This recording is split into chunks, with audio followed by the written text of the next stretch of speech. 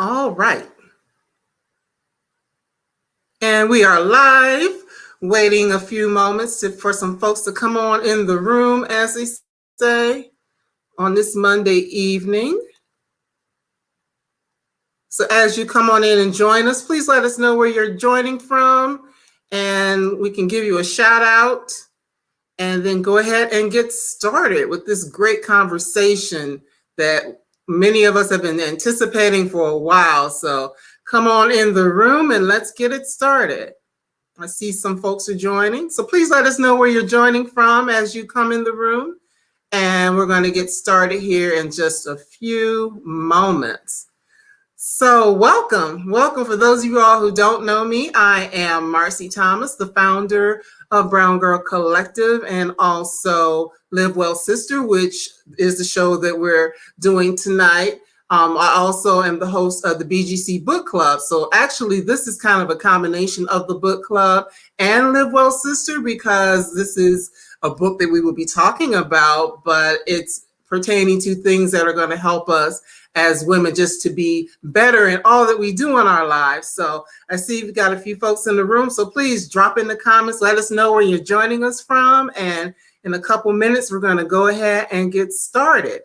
In case you're not familiar with Live Well Sister, it is a program where we have guests come on and talk about a lot of different parts of life, whether it is their spirituality, self-care, the relationships. We also talk about business and living our purpose. We talk about finances, service to the community, and just living an overall great life. Oh, hi, Terry. Welcome from Kansas City. Good to have you here.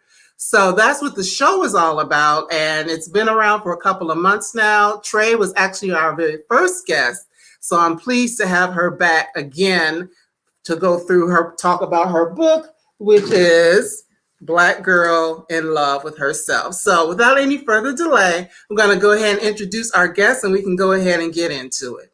Now, Trey Anthony is a professional speaker, lifestyle coach, producer, author, and award-winning playwright. But she's also your girl, or our girl, who tells it like it is. Through her art, humor, and the power of a clear message, she's here to give Black women the no-nonsense tools to take care of their lives and thrive. Trey's sold-out play, The Kink in My Hair, grossed millions and broke box office records across Canada, the United States, and England after it premiered in 2001. It was named one of the top 10 plays in Canadian theatrical history and received 4 NAACP Theatre Awards, including Best Playwright.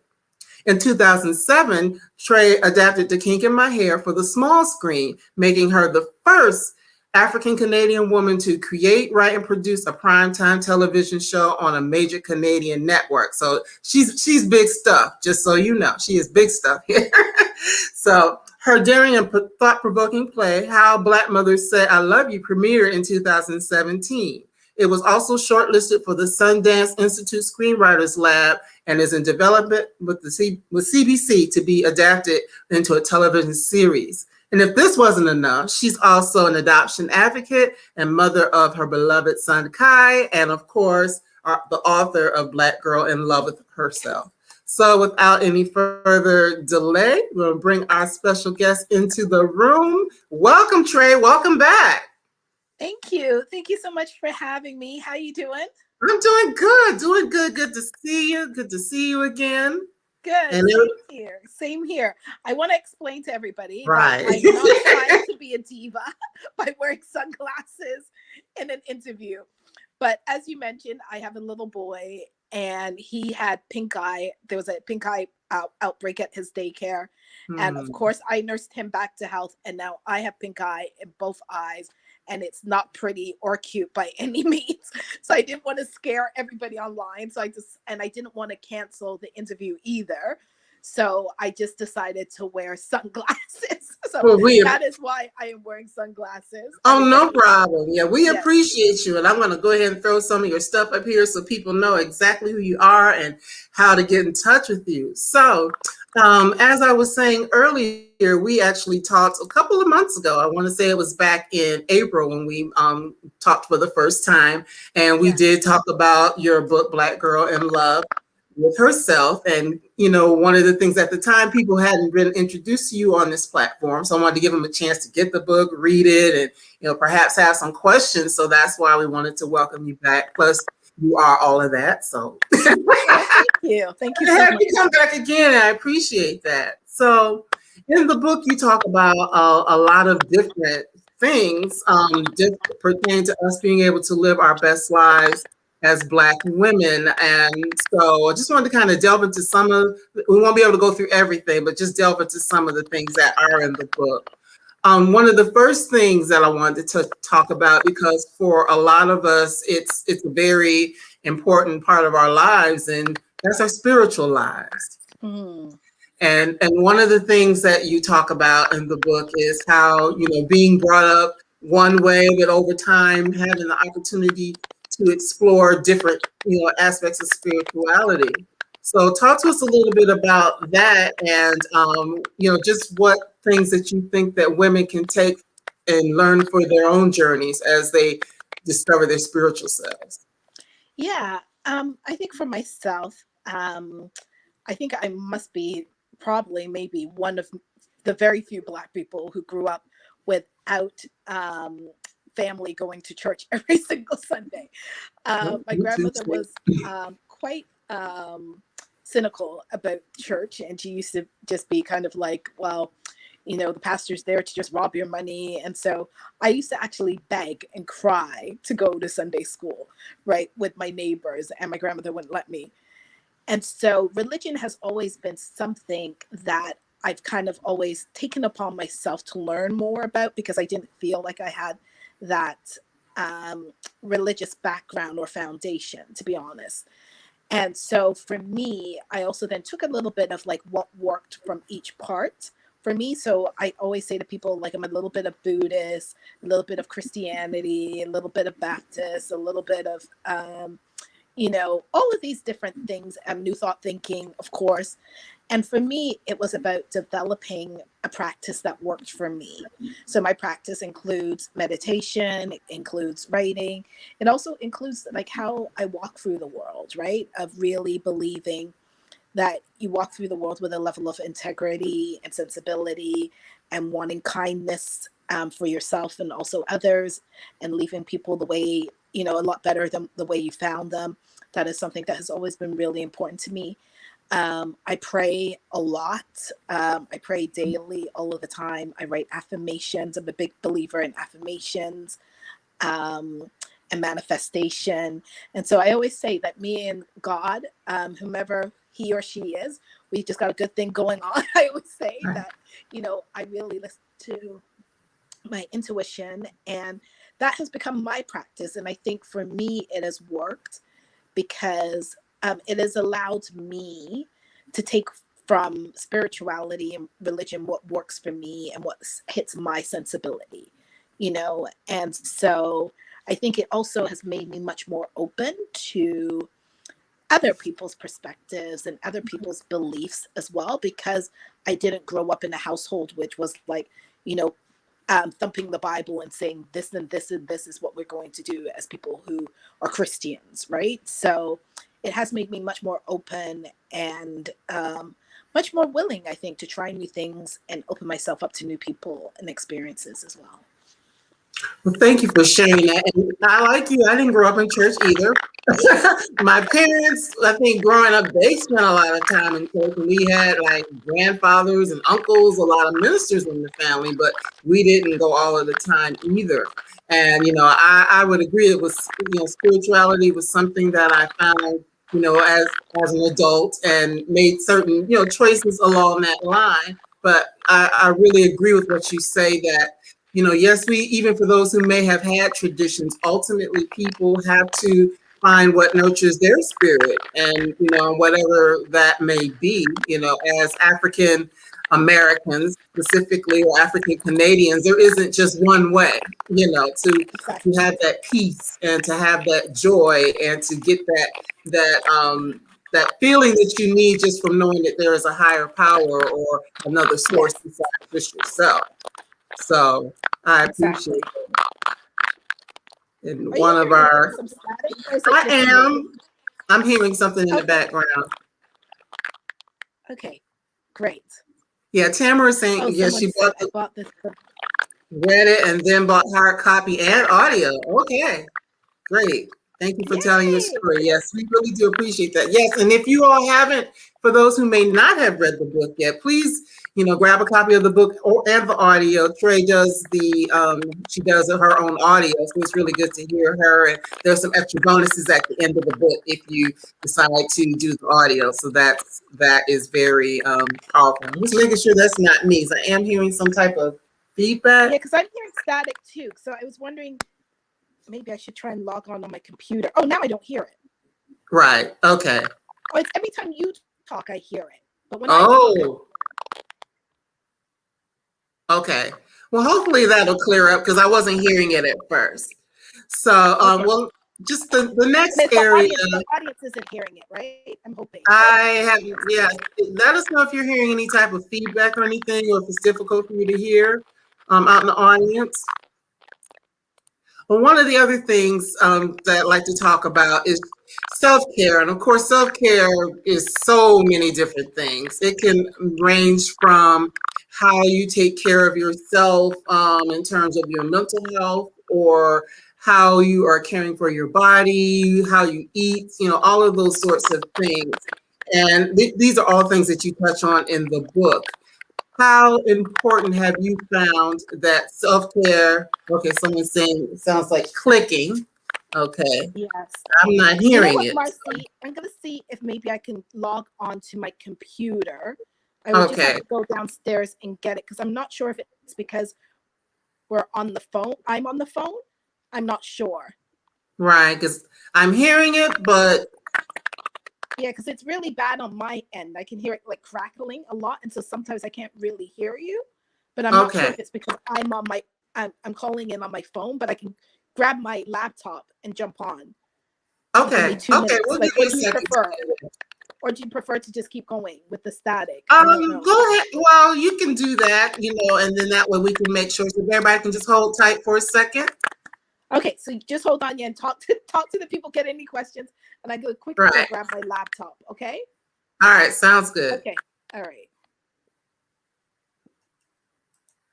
Okay, everybody, we're going to give her a second to get that now. And I'm not hearing it now, so I'm thinking maybe it was with her phone. So has anyone had an opportunity to read the book yet, or just has any questions that you want to ask? Because this, even though I'm doing the interview, this is something for all of us. So if you have any questions or just anything that you want to talk about, or just even your own experiences based upon the questions that we've asked so far about your spiritual journey or self-care, anything that you'd like to share while we wait.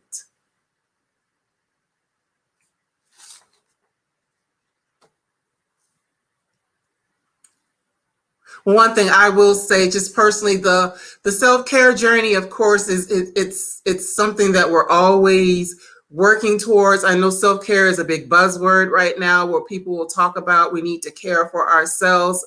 It's something that's always really been important, but unfortunately, many times, us, especially as Black women, we have a tendency to put the needs of others first. But I believe that now we're beginning to understand the importance of not trying to pour from an empty cup. So for myself personally, I find that whether it's like the book club, reading books, we do a lot of that. I try to read a book a week, whether it's taking time to go out and take walks, making changes in the way that I eat, things like that. I've also, made the decision to seek or go see a therapist, not for any particular issues or problems per se, but just to have someone to talk to and to bounce ideas off. Because sometimes, even when life is going good, you just need someone that you can talk to and be able to bounce things off of. So that's just one thing that I have done for my own self-care. And so if anyone has anything, and Tamara, yes, I love your question. I'm gonna wait till she comes back so she can address that, but I agree, so that we can learn about Trey's personal journey with that. So just giving her a second to come back. And while we're waiting, I know there are a few more people in the room now that were when we first started. If you can just let us know where you're joining us from, I'll try to shout you out. I see we have Licia here from Oklahoma City. Welcome. Welcome. Thanks for being with us. And let us know where you're from. Also, while we're waiting, just want to let you know tomorrow evening I will have another guest on.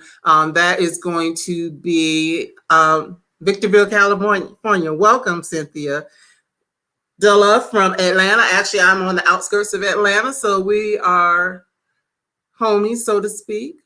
Tomorrow I will have Ashley in company. She'll be on talking about Jelani Women Travel, which is a travel company that goes to and basically to Africa every year. She sponsors several trips to Africa, and we're going to talk about that and just her experience as well.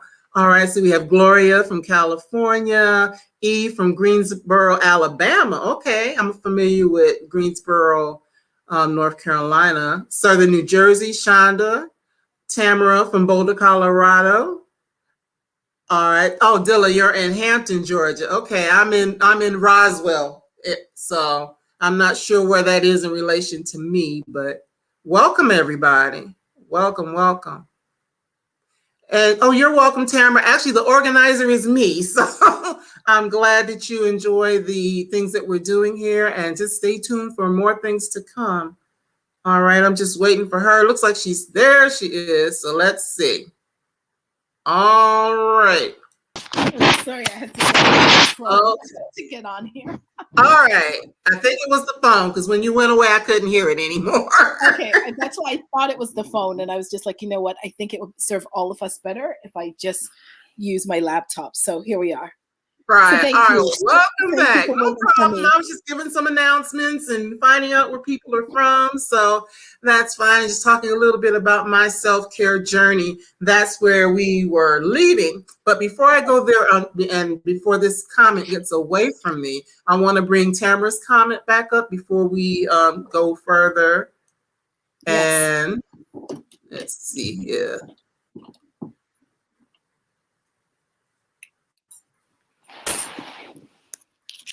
And she says, I appreciate Trey talking about her exploration of what queer gets to mean as we learn and grow in parallel areas of our lives. So since that's a question that Tamara has asked, well, first of all, happy Pride.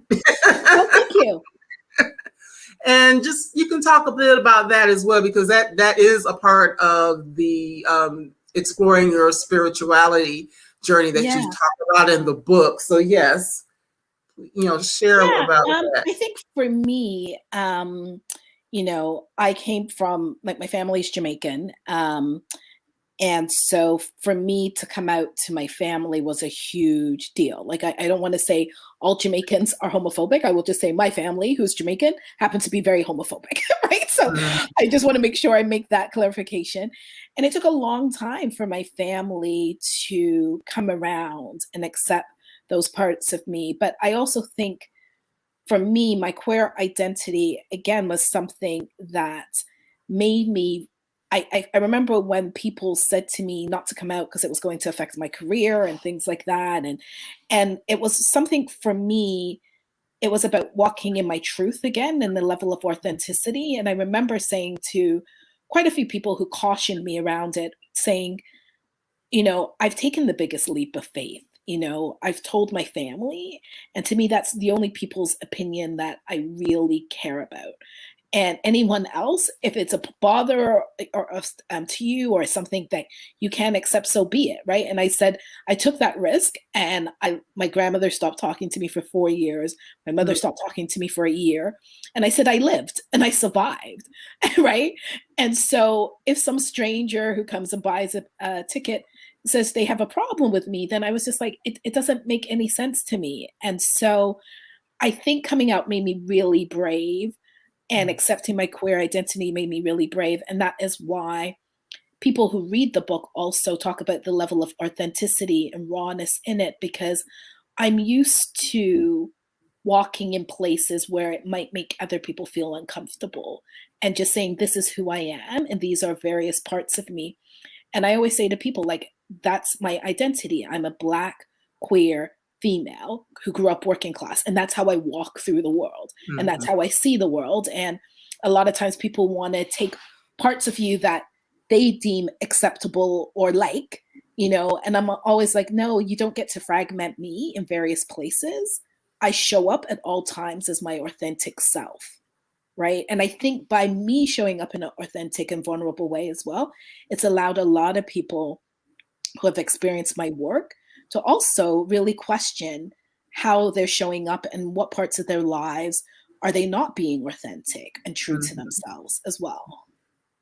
Well, thank you for sharing that as well. Because really, in the line was really, just tilt a little bit because I'm getting my back. Okay, there we go. There you go. Okay, good. One of the things, just going back to the question about self-care, really, that being able to live authentically is a part of your self-care. It's a part of just being who you are, showing up in the world in the ways that you want to show up in the world. And that's kind of what I was leaning towards, is that a lot of people make it about baths and massages and all those things, which are important. Yes. They are important, but it's about so much more than that. Self-care is something that goes so much deeper into being able to come out in the world as whoever you are and show up authentically and not be ashamed or afraid of what people are going to say or think about who you are or what you're doing. That is all a part of it. Yes, sure. Definitely. For sure. You know, because I can say for myself personally, I am an older person. I might not look like it, but I'm not ashamed of my age. I am 54. I will be 55. Right. And a lot of the people, and a lot of people who are doing this sort of thing are a lot younger than I am. But, you know, there are things that I feel like I can bring to the table, or things that I can share, or people, you know, that I can learn from and grow, and all of that. We can grow and get better together. So that's the whole purpose of this. So that's important. Now, we already kind of touched on the whole thing of relationships, and you mentioned your family. In the book, you talk a lot about your relationship with your mom and your grandmother and some of the things that, you know, transpired with them as well. But just also not that, but one thing that stood out to me is there was a part in one of the chapters you were talking about where you were getting ready to move, and how you were thinking about who's going to help you to move, and how you knew all these different people, but for one reason or another, figuring out who was going to really be there for you and be in your corner. It was a challenge. So, you know, talk a little bit about that, and about finding the right relationships and making sure that you have people in your life that really do have your back and are going to be in your corner. I think for a lot of us, you know, and especially as Black women, and I think especially as successful Black women, a lot of us are used to being like, okay, I'm just going to get this shit done and I'm going to do it by myself because I'm the person who I know is going to show up and do it the way that it needs to get done, right? And I definitely suffered from that, of like a superwoman syndrome. I really suffered from not believing that people were going to show up for me, and that I had to do it all by myself at all times. I also had to admit that there was a level of control in that for me as well, because I'm very anal about how certain things I want to happen and how I need them to happen for me to feel happy. And so I had to let go of that. And it was, as I mentioned in the book, I was in the middle of therapy, and I was saying to my therapist, oh, I got to get some movers to come, and I got to, you know, and I'm hiring this company to help me pack. And she was just like, wait a second. You don't have any friends who you could ask? And I'm being really honest. It never crossed my mind. Right. It never once crossed my mind that I could ask someone to help me. Like, I was very used to, if I was going to ask somebody, like, you pay them, you pay someone for their services. And I was more comfortable with that than asking any of my friends to show up for me, even though I know without a doubt they would know that I would show up for them. But it was this expectation that I just felt I wasn't worthy of having people show up for me in a way that mattered, right? And it's funny enough, one of my biggest love languages that I later learned about myself is acts of service. Right? Okay. And so it makes, I'm there's no wonder to me now how so many of my relationships failed Mm. because people were not doing what I thought spoke to me in my love language. And also too, because I never asked them to do any kind of acts of services for Right. me, right? Mhm. So that was something that, I talked a lot about in the book of being able to ask for help, Mhm. also letting go of that control, and also being able to look at your friendship circle and say, do these people really support me? Or are they only around for the good times? Or are they only around to create drama and gossip? Are they only around for me to, be the counselor in their lives, Mhm. right? Mhm. And so that is something even now to this day, like I backed away from a few friendships where I've seen where various women will talk about other women in their circle, women who Mm. they are quote unquote their friends, Right. and their girls. And I always think if you could talk about your girl like that to me, then why would I feel I'm the exception to that rule? You're also Right. talking about me like that to others. So Mhm. this has been a way of how I've been really evaluating friendship. And to be honest, I may have now about really 3 or 4 really good friends who I know can show up and will show up and has my back. And it's not, I think it was Oprah who said this, and it really rang true to me. She said, you can't be friends with people who want your life or who want to be, Mhm. right? Like Right. they need to be able to celebrate your wins with you and your success. But anyone who has a level of jealousy and envy towards you, you can't be friends with them. And I found I had a lot of that in my circle as Mhm. well. And so I had to really start to evaluate, are these friendships supporting me? And I'm also a person who's very loyal. So I had a lot of friends who, I've been friends with since high school. And I was kind of like, would we still be friends now if we weren't Mhm. friends in high school? So that's some of the questions that I pose in the book. And I give you direct exercises to do to really take a look at your friendship circle and see, are these really good friends? And what do you need? What does support look like to you? Absolutely. And it does definitely look different to different people. I can give you a good example. Like the other day, I had something pretty exciting happen. Some of you may have seen it last week. I got my African ancestry results, right? Oh, It was a live, Dr. Gina Page actually did a live with me and did the results and things like that. So my mother's lineage is from Sierra Leone in the Mende tribe. So, uh, so I found that out last week, and I was just really, really excited about it. I had some friends who came on and watched, and some people that watched afterward. But there was one particular person that I've known for a really long time, and she happened to call that night, and I was saying, yeah, this happened, and she was like, oh, okay, and then started talking about something else, and I'm just like, wow, okay. yeah, yeah, Yeah, so things yeah, like that, it lets you know that when you're in that moment and things are going good, and somebody else is kind of like, because it's not even that what's important to us always has to be important to the other yeah. person, but at least as a friend, being able to show some level of support, or at least for five Yes, of for five course. minutes, stop talking about yourself. Yeah. And that is what I found happened a lot in my life. I had a lot of people, what I called like just energy drainers, Right, like just right. draining your energy because it was all about them at all times. And I also picked partners who were like that as well, Mm. Mhm. who I felt it was always about them and their needs. And I felt that I had to always, be the person who kind of put my own needs to the back burner as well. Yeah, and it's funny that you say that as well, because as I'm falling in love with myself, Mhm. realizing that there are things that I may have done relationally in the past that it's just like, it's like that person was getting a lot of what they needed, but when I look at what I was getting, Exactly. Exactly. what Exactly. was I getting out of it? And I mean, What that were you doesn't getting?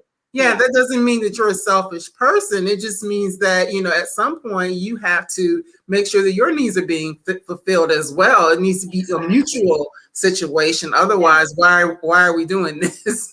Exactly. And that's what I think we have to learn, especially as I said, like super women, that we are worthy of, Mhm. people supporting us and loving us in the way that feels right for us, Right. And if there's one thing that I've learned lately is to ask my friends, like, what does support look like for you? Like, how do you want me to show up? Asking people who I'm dating, do you feel seen? Do you feel like, I'm listening? And I think sometimes we have to check in with people because we all have different ways and expectations of how we want to be loved and how we want people to show up for us. And we can't just assume it's in the same way that we want others to show up for us as well. Absolutely. Absolutely. That's so important. That's so important. Now, outside of relationships, I think one of the big things also is just being able to discover who you are and what gifts that you have to bring to the world and being able to walk in that. So how important do you feel it is for women to, know their purpose and also make sure that they have a good vision for their lives? I think what's really important is as women to do an evaluation. Even if it's something that you do once a year, I try to do it now every 3 months to kind of check in and say, am I on the path that I feel is right for me? Right. And also to give yourself permission to change it if it doesn't feel right. Right. Because I think a lot of times too, I used to suffer from like, oh, well, I started it, so I need to finish this, right? Regardless if it was making me unhappy, regardless if I didn't feel the person was the right person for me, regardless if I'm no longer enjoying the book and I'm one chapter in, I was like, I got to finish the book because I started the book, right? That's just me. And so I now give myself permission to say, you don't have to finish it. You don't have to finish the book. You don't have to finish something if it's really not fulfilling in your soul anymore. Like I just recently ended a contract and I thought the old me 2 years ago would stay in this and I was working with some women who I just felt did not see me as a Black woman, just really thought that my time was all theirs and I needed to drop every single thing to deal with this assignment that they had given me. And I just found the whole experience so disrespectful of me. And I called a meeting and I just said, hey, I want you guys to know that I am exiting and leaving this contract early. This no longer serves me. I said, I was really excited about working with you guys and working with the project, but I'm not continuing in this, right? Because I cannot imagine giving another minute of my time to something like this and to you, right? And that's what I said. I do not want to work with you guys in any capacity. And I said, I can't imagine continuing in this for another 3 months because that is what was left. And the old me would have stuck it out and I would not have said a thing and I would have just been, and I'm just like, I'm too grown for this now. And I'm too much of a Black girl in love with myself to be like, you know what? It was good money, but there was a part of me was just like, but you are selling your soul. Like every single time I saw a meeting request from them or I had to meet with them, my stomach just went into knots. And I just couldn't do it anymore. And I just said, I cannot live like this. This isn't what loving me feels like and looks like, regardless of how much money it is. I cannot subject myself to this anymore. And that was something where I had to give myself permission of like, you don't have to finish this. Right. You really don't. And some people are going to be disappointed and some people are going to be really hurt. But if you stay in this, you're going to be disappointed and really hurt too. So which one matters most? Right? You do. You know, that's what it comes down to. Yeah.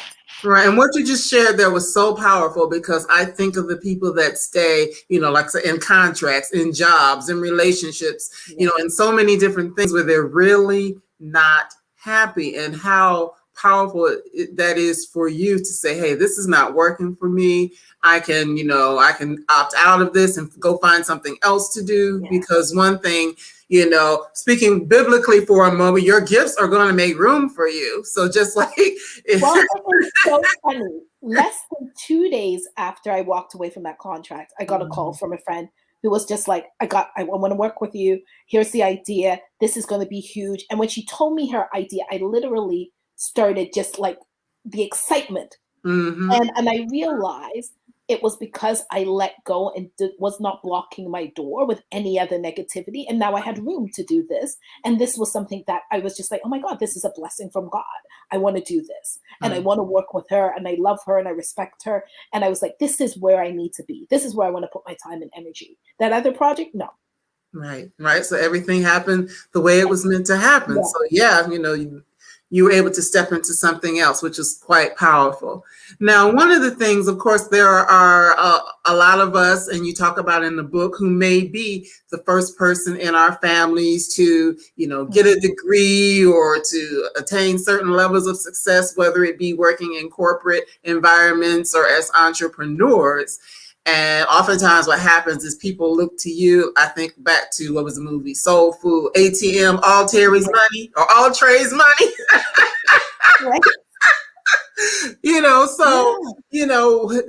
Talk a little bit about that, about as we move through our lives and start becoming, more successful and things like that, how we can manage our money just for our own selves, but also making sure that other people aren't taking away from what it is that we're trying to build. Yeah, I think it is about having respect for yourself and having respect for your time and your energy and the work that you do to get the money that's in your account.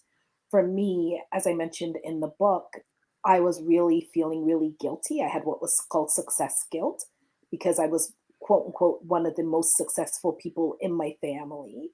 And I also felt really guilty around that.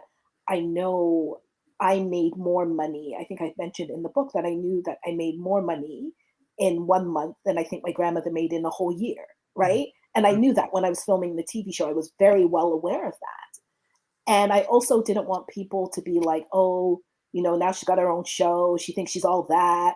And just remember, you came from the projects. So in order to prove to them that I was still down, my way of showing that I was still down was giving away my money, right? And paying for everything and creating this dynamic with my friends and family that it really just felt a huge imbalance. And it wasn't until it was funny, I was watching the show with Oprah and she was interviewing Warren Buffett. Mm-hmm. And Warren Buffett, one of the richest men in the world, one of the richest men in the world. Like, you can't get any richer than Warren Buffett. And he said, I don't give my family anything. I don't give my family any of my money. I will pay for your college education. I will pay for you to go to the best schools. And after that, you're on your own, right? He goes, I made my money. And this is how I keep my money in my pocket, is because I don't have other people always looking for a handout, because it's never going to be enough. Right. No matter what you do, it will never be enough. 10,000, they're going to want 20,000. 20,000 is going to be 60,000. He goes, it will never be enough. And especially when other people are spending your money, it's never enough, right? Right. And that is when I had that light bulb moment. I was like, if Warren Buffett and Oprah was saying she no longer gives money to her friends and family, why am I thinking that I have to be the ATM? Right. And I was like, these are two of the richest people in the world sitting down going, no, I don't give away my money. And that was the moment for me when I was just like, no. And that has been my rule now of like, I will help to a degree, but I'm not going to be the person who is just giving away money, because I know where that comes from for me. It's this whole thing of like, I want you to like me. I want you to love me. And so the way I'm going to do that is to pay for things. And I realized that's that little girl inside of me who never felt worthy of love and acceptance. So I give more than I get. And I just can no longer do that. And I think a lot of us who are successful, especially a lot of us who grew up working class, we have a really unhealthy dynamic with money, and we need to really look at that. Mm-hmm. Yeah, that's so important. And I love the way that you say that, because the other piece in that is, as you said, not giving it away and establishing boundaries around when you do decide to help, that there are boundaries around the amount of help or the level of help that you're going to give. So that's important. And for those who are joining us late, this is Trey Anthony. This is the book we're talking about, Black Girl in Love with Herself. If you haven't already read it, please pick up a copy, because it is so worth it. I want to say read it twice and listened to it once. So yes, it's so funny. So many people have read the book and then they go out and listen to the Audible book. They love the Audible book too. Yeah. The Audible book has, as a bonus interview with my mom and sister. So people really love that as well in it. Yeah. Right. So please pick it up because this is something I can see myself turning back to, if I might be going through a little something like, what did Trey say? What did I'm Yes, trying I've been through it. I've been through it. And that is why I say to people, people have always said, I feel when reading the book like you're like my wise best friend. And I said, because I've been through it and I Mhm. know what it feels like. I've been there and I want you to know that you're not alone, right? And so for me, it's the lessons that I've learned. And I also want to be just really clear. I'm not saying I'm this guru who knows everything. I'm always learning, always evolving and always, and some days I get it really great and right. And then there are other days I'm like, uh-oh, this is old behavior that's showing up right now again. Mhm. Right? Yeah. But at least you know it when it shows up. You know what I mean? Yeah. Where there might have been a time where you just, plodding along, doing whatever, and it Yes. wouldn't even click. But now you're at a point where these things start to click because it is a part of your process and, learning to love yourself and learning to be true to yourself and authentic and all of those things that mean so much. One of the things, and it's one of the last chapters of the book where you talk about embracing beauty, whether it be the beauty within ourselves or the beauty in the world around us. Talk to us a little bit about that and why that's important. Yeah. I think it's really important. I know for me growing up, and I talk about this in the book, where, I was always called the smart one in the family. Like my grandmother used to always be like, oh, that girl's got her head on her shoulders, and I always got good grades. And, school became a thing for me that was very easy. Like I was that kind of kid who could study maybe 10 minutes before a test and come out with A pluses. School was very easy for me. And I relied a lot on that positivity of always getting good grades and being called smart and everything. But I was never called beautiful, right? Like I was never, and I talk a lot about the colorism within my own family. I come from a family who, if you're Jamaican, will know St. Elizabeth and Mandeville, where they're known to be lighter skin. And Mm. so I was the darkest one. Me and my brother were the darkest ones in the family. And my grandmother would look at us sometimes and be like, I don't know why your mother loves black people like that. Mm. And she would look at me and say, oh, thank God you're smart. Right. And she would say things around like, oh, once you turn 16, we're going to get you that nose job. So I knew there was things that I never felt pretty. And it took a long time for me. I don't think it was until I was probably in my 30s to believe that I was attractive or to believe that my nose didn't need to get fixed or my mouth wasn't too big or my hair was fine. And I didn't have to, my mother started perming my hair at age 4, right? Mm. Age 4, Wow. Or right? So that's the kind of thing. And so I think for a lot of us, we have to really start about what messages are we giving and accepting about our own beauty and embracing it. And I've really made a oath to myself and to other black women that if I see something that I like about them, to tell them, right. right? And it's been something that I've really, and to other little black girls to say, oh my gosh, you're so beautiful, or oh, I love your hair, or sometimes I'll be walking by and I say, girl, where you get that lipstick from, right? To Mhm. a stranger in the supermarket.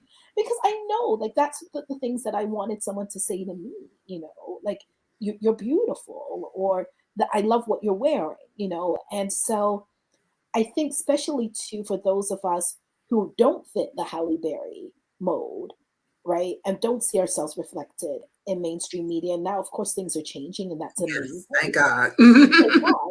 But we have to really be aware of the messaging that we get and to find beauty in various things. And also for me, I recently moved and it was about making sure that my home has things that make me feel beautiful and that I look around my home and it's organized and I use a lot of color because color always makes me feel really happy. It's making sure things are, decluttered and getting rid of junk so I could just feel like the energy shifting. And I just know how important that is to place value on us, right? Because I think a lot of us sometimes value wasn't placed on us as little girls, right? And as little black girls who now become women, black women, there's always that little black girl inside of us who just wants to be seen and loved and valued and everything about her, you know. And I think what we got was, for me especially, was, you know, your nose was too big, your hair is too hard, you're too fat, you're too this, you're too that, you know. And I'm There's just like, always something. it's always something, right? So I had to work through that because that was who was showing up at all times and not believing that I was someone of value.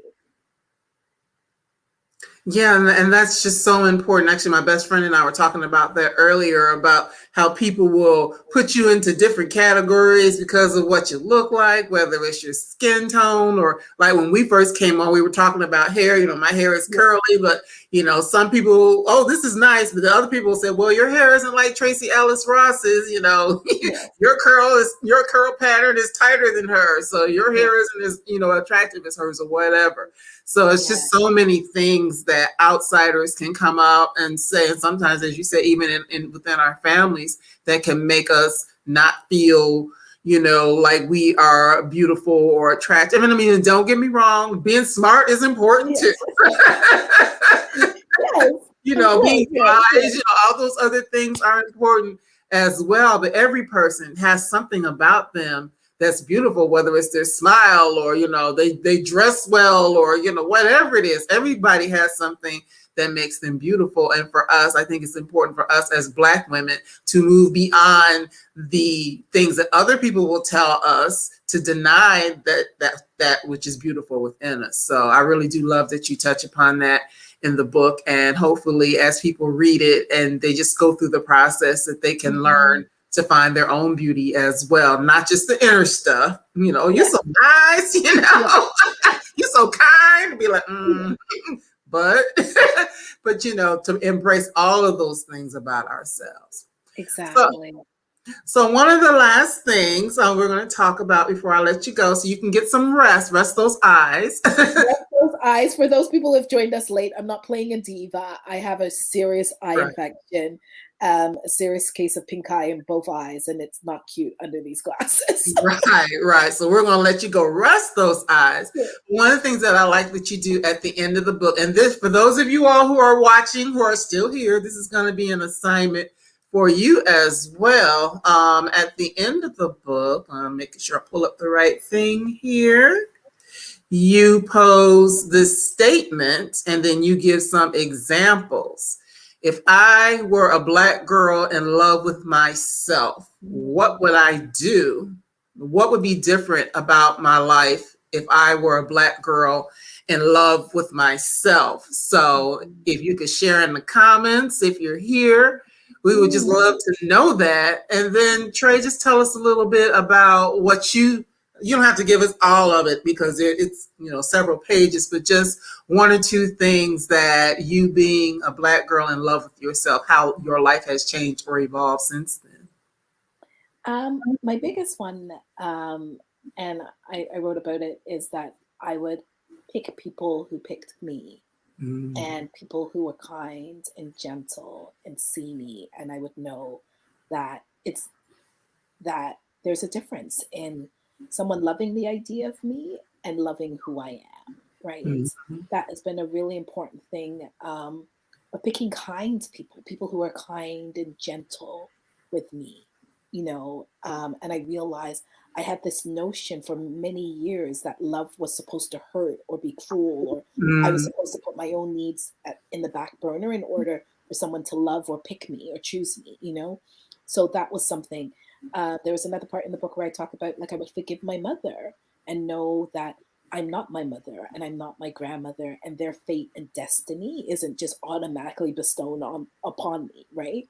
So that was something. And forgive my father. There was a part where I write, you know, I would forgive my father. I'd write him a letter. I would send it to him, or maybe not send him, but I would forgive him for not being the man that I needed at that time in my life as a young girl who was looking for a superhero, and he let me down.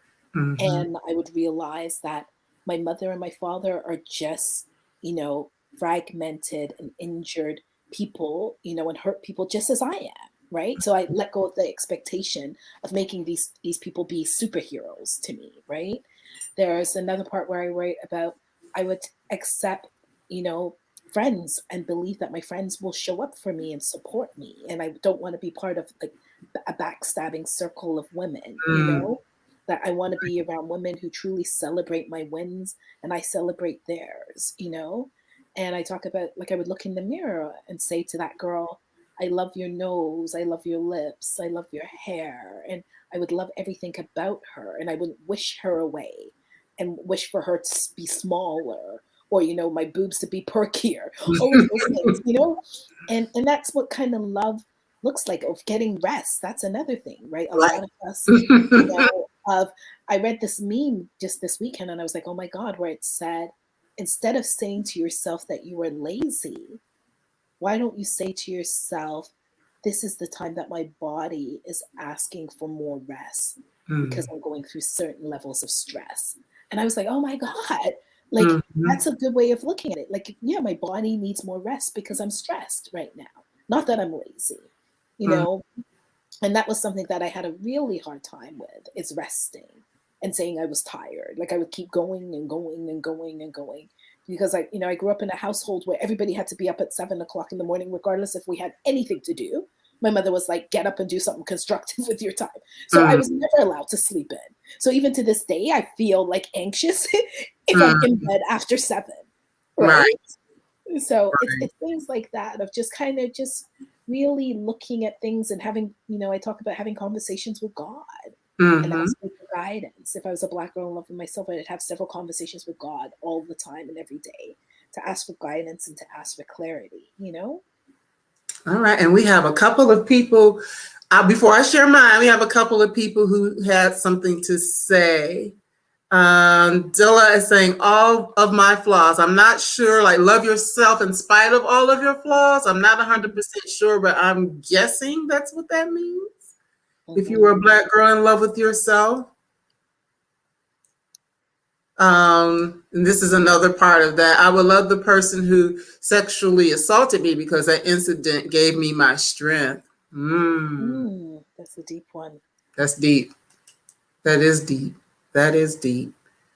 Yes. For me, I would say that I would just, if I were a Black girl in love with myself, I would have learned to trust myself sooner, to trust my gut, to trust my heart. Oh. Yes.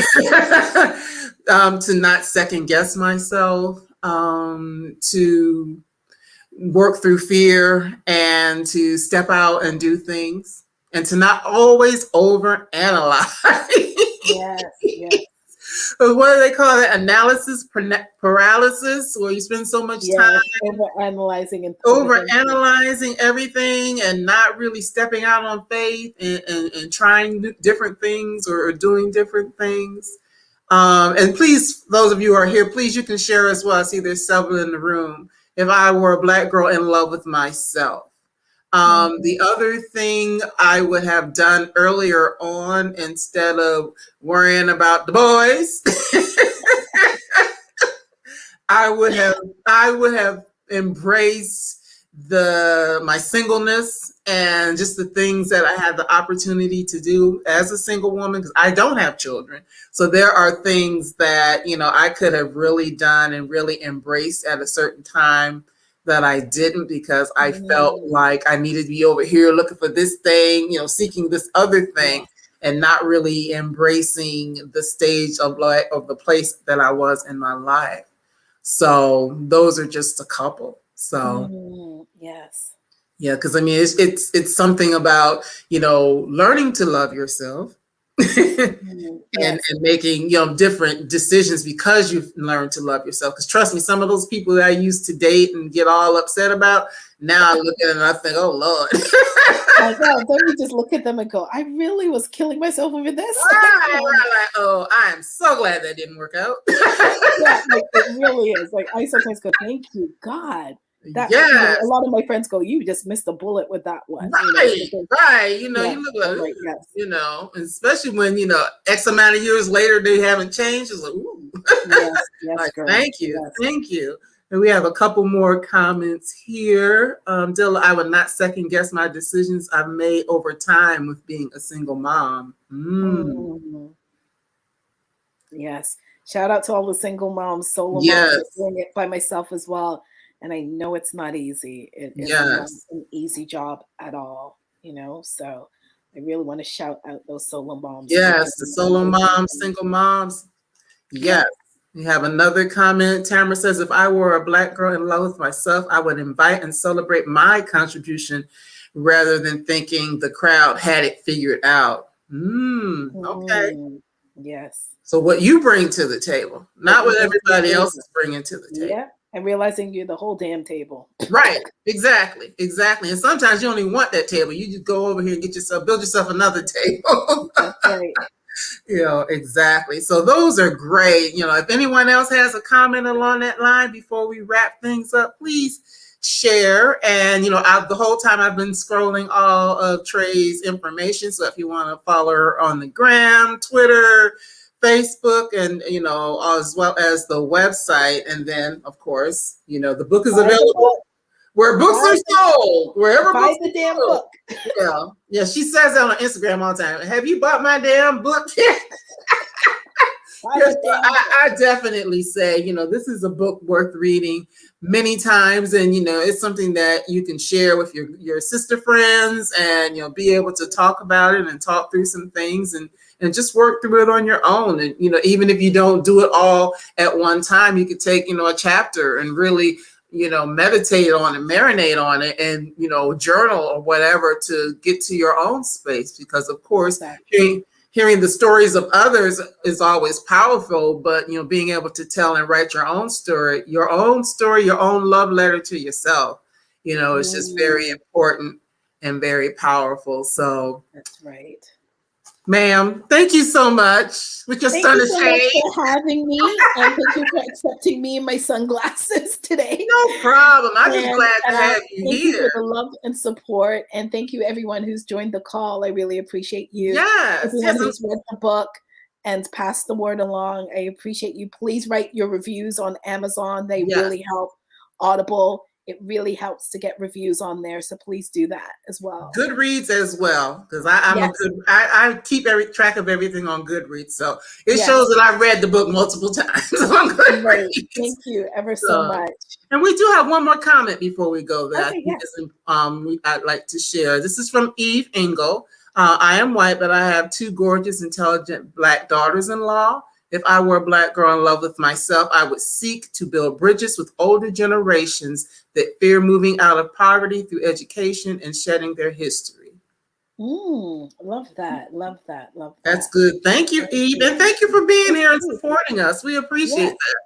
Yes, because even as Live Well Sister, as Black girl in love with myself, but the reality of it is there are things that we can all learn from each other. So I appreciate you being here with us as well. So for everyone, I wish you all a good night. I'm just going to post up here real quick what's going on tomorrow, because normally I do the shows, the Live Well Sister, on Thursdays, but I had to reschedule. So tomorrow evening, I will have, I'm just trying to make sure I pull the right thing. Yeah, here we go.